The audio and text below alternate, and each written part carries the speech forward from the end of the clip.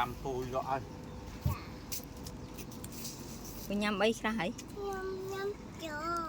Nhâm thì vô mấy. Một mà hộp mà một nó nhâm thì vô mấy.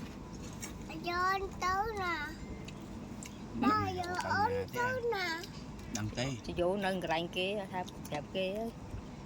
Ơi sắp đẹp thêm thế cho. sao đẹp kia kia. Nhậm bật tê hả? Nhâm bật tê hả ớt nè. Ngày chú chết nhâm bật tê hả?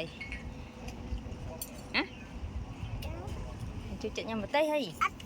À tê tê tê.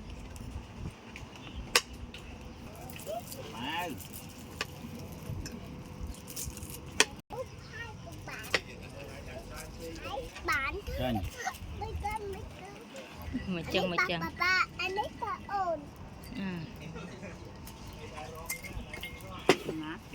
hai ba nữa mới hai nữa chứ hai đó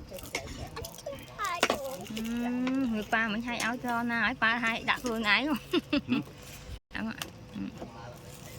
đã tận nữa ồ chù chừng một hồi lớn bơi tam chừng một hồi lớn mình bơi tam mò thì ngay nhót nè cái thời đây mấy ngay cái đây mình giờ thời đây bị đâu mình thêm mấy thời đây bị đâu giờ